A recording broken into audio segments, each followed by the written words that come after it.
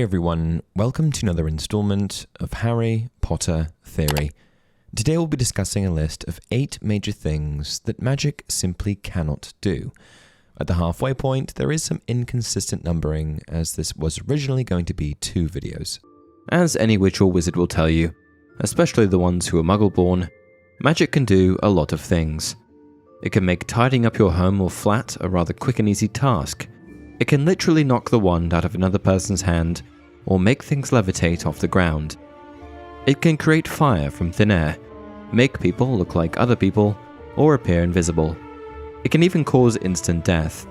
In fact, the list of what magic can do often seems rather endless. But there are actually a many number of things that magic cannot do. 1. Magic cannot make someone love you. While it's true that there is a love potion in the wizarding world of Harry Potter, this particular magical brew cannot actually make another person love you. The potion in question is called Immortality, an incredibly powerful and dangerous bit of magic that causes extreme infatuation or obsession to anyone who drinks it. It's known to smell differently to each person based on their interests and preferences, and has a telltale mother-of-pearl sheen. And while Immortality is the closest thing the wizarding world has to an actual love potion, it does not cause the drinker to experience true love. 2. Magic cannot make you immortal. Probably the most noteworthy of all the things magic cannot do is prevent you from getting older and dying. While having magical abilities does seem to extend the lives of the majority of witches and wizards, Albus Dumbledore, for example, was around 115 when he died, and he was still rather nimble, it does not appear to make people any less susceptible to death. That is to say, there is no known spell that can prevent one from dying, nor can it bring someone back from the dead. Notable exceptions to this rule include rarities like the Philosopher's Stone, Horcruxes, and the Resurrection Stone. However, even these forms of magic come with substantial limitations, and in my opinion, do not entirely count as magic that can grant true immortality. In terms of the Philosopher's Stone, for instance, there has only ever been one known to exist throughout all of history. This particular magical artifact was created by famed alchemist Nicolas Flamel and destroyed in 1992. Before then, by drinking the elixir of life, which was produced by the stone, both Flamel and his wife, Perronelle, lived to be more than 650. The pair would drink the elixir to maintain the effects of immortality, meaning that it needed to be regularly consumed in order to continue to keep them alive. However, it's important to note that other wizards, who did not ingest the elixir of life, were also able to live incredibly long, such as Barry Winkle, who lived to be 755, and Armando Dippet, who lived to be 355. So there's always the question of whether the Flamels may have lived to be that old without the stone and its elixir. That said, Nicolas and Perronelle Flamel did die soon after they decided it would be wise to destroy the stone, a decision they made in order to prevent the likes of Lord Voldemort from stealing it and using it for dark purposes. Horcruxes, on the other hand, operate quite differently from the Philosopher's Stone. While it's true that a soul cannot technically die if it has been split from its human form and stored within another being or object, which is effectively what a Horcrux is, there are some major caveats that come with this practice. For one, the soul that is housed elsewhere, i.e. in the Horcrux, can only survive as long as its host does. This explains why Voldemort became susceptible to death when all of his Horcruxes were destroyed, Nagini and Harry included. And while a witch or wizard who has made a Horcrux can come back in a new bodily form so long as they have an intact Horcrux somewhere in existence, the piece of soul in the Horcrux is not so much living as it is just existing. For example, Voldemort's Horcrux that he made from his adolescent diary takes on the thoughts and memories of the Dark Lord as he was when he created the Horcrux, that is, as a student who was not yet Voldemort, but a young wizard named Tom Riddle.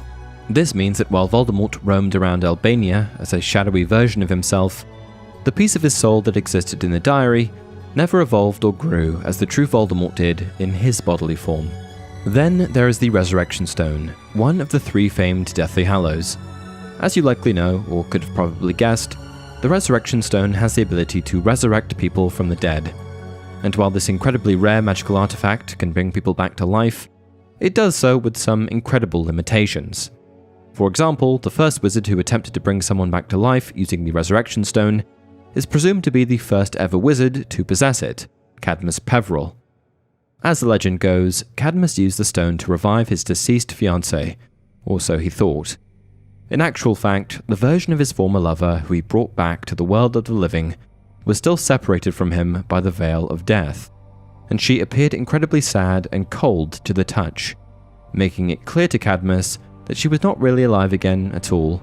The other example we can point to is when Harry uses the stone to summon his deceased loved ones right before he confronts Voldemort in the Forbidden Forest. Here, Harry is able to briefly speak to his parents, Sirius Black and Remus Lupin, all of whom are dead. That said, these apparitions are unable to stay very long and do not take on solid bodily forms, once again suggesting that the Resurrection Stone does not truly have the ability to bring someone back from the dead. 3. Magic cannot fix your eyesight. One of the most peculiar things that magic cannot do is fix a person's eyesight. This, of course, is proven by the fact that many witches and wizards in the wizarding world need eyeglasses. And while the case could be made that many of these people are simply getting older, and as we've just gone over, magic cannot prevent aging and death, this still would not explain why a young boy like Harry would need glasses. In fact, all we see magic do for Harry in terms of his eyesight is fix his glasses so that they no longer require sellotape to hold them together. I mean, even us muggles have laser eye surgery. 4. Magic cannot give you wealth. Another almost unbelievable thing that magic cannot do is make you rich. While there are a many number of wealthy wizarding families that Harry comes to know, such as the Malfoys, it becomes apparent through the Weasley family and their lack of gold that not all magical families are well off. But as the majority of witches and wizards are able to conjure things out of thin air, such as fire, water, and even animals like birds and snakes, it seems incredibly odd that they are unable to create things that could be used to improve their overall quality of life, such as food, or, if you want to get right to it, gold. Well, evidently, as taught in conjuration classes at Hogwarts School of Witchcraft and Wizardry, conjuring items is an extremely complex form of magic and follows what is known as Gamp's Law of Elemental Transfiguration. In fact, Gamp's Law outlines 5 various exceptions to the rule of what can and cannot be transfigured or conjured. Throughout the Harry Potter series, we only ever learn of one of these exceptions for certain, and that is that one cannot conjure good food. That is to say that good food cannot be created by magic out of nothing. It's important to note, however, that even though good food cannot be made out of thin air, there are workarounds to this particular law. Food can be multiplied if you already have some.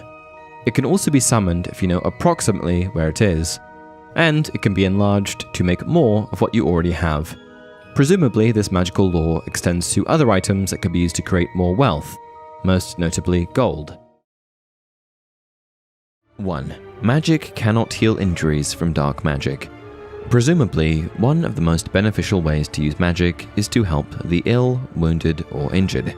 In fact, there's a long tradition, at least in Britain, of witches and wizards assisting both magical society and their muggle neighbours by way of healing broken bones and curing previously incurable maladies, at least before the International Statute of Secrecy went into effect in the late 1600s. Assisting muggles with standing, the extensive use of magic to cure and heal ailments has clearly continued on throughout the centuries, as we see it used a number of times throughout Harry's schooling at Hogwarts. The wizarding world even has its own hospitals, such as St. Mungo's Hospital for Magical Maladies and Injuries located in London. Harry himself is even a patient treated by magic in his second year at school, after a Quidditch match against Slytherin saw him break his arm after being smashed up by a rogue bludger. The treatment for his injury was a dose of a magical concoction called Skelegro, which is a solution that regrows bones. Then again, a few years later, when Harry breaks his nose, the incantation Episci mends it back into place. And yet, there are several instances throughout the series in which a character sustains a minor or more traumatic injury, and magic is unable to fix it. A few prominent examples are Harry's lightning bolt scar, Bill Weasley's mangled face, Frank and Alice Longbottom's mental state, Alistair Mad-Eye Moody's missing eye, and Albus Dumbledore's cursed and withered hand. Of course, the common factor in all these examples is that each and every one of these injuries and ailments were caused by dark magic. Harry's scar was the result of Voldemort's killing curse gone awry.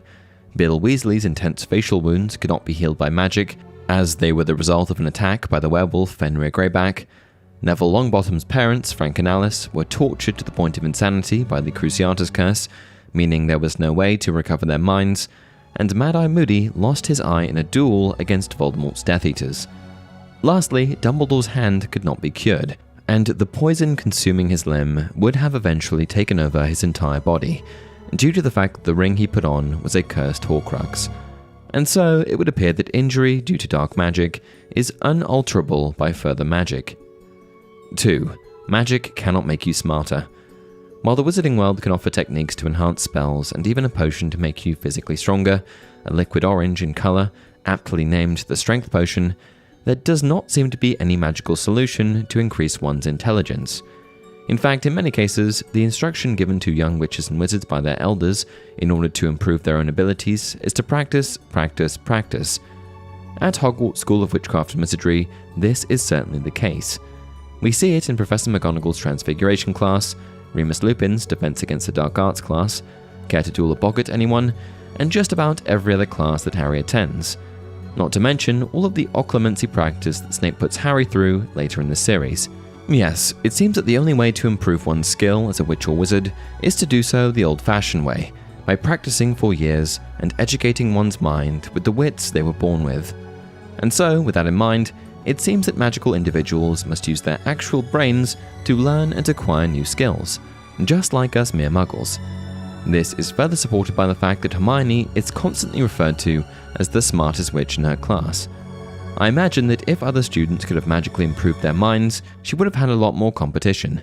Then there are also a few, let's call them slower individuals in the series, Goyle and Crabbe, who would have presumably boosted their intelligence if they had the ability to do so.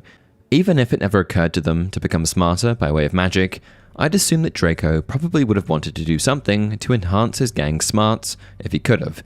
At the very least, later on in the series, when he was carrying out intense orders from the Dark Lord. 3. Magic cannot change your age. Whether forwards or backwards, magic is unable to make a person older or younger than they truly are. The only grey area to this rule seems to be when one travels back in time, for when they return to their present time, they do age the number of years that they travelled backward. However, I suppose you could argue that they basically lived that time as they travelled from one time to the other. As I said, a bit of a grey area. But in terms of spells and potions, magic simply cannot change your age. For example, Fred and George Weasley attempt to increase their age from 16 to 17 in order to submit their names into the Goblet of Fire in order to be considered as champions for the Triwizard Tournament. This, of course, does not work in the slightest, as the Goblet of Fire immediately recognizes their true age and rejects their submissions. There's also the fact that young witches and wizards aren't allowed to perform magic outside of school until they come of age. If it was possible to magic yourself a bit older, presumably a lot of students who are just underage would cheat the system during their holidays off from school by aging themselves ever so slightly. Then there's the opposite consideration. Of course, us muggles are obsessed with youth and remaining young, but perhaps that has to do with our relatively short lifespan when compared to those who live in the wizarding world.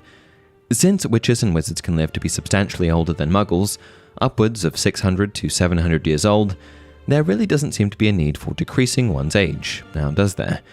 You could live for centuries and use a beauty or glamour charm to keep your youthful looks.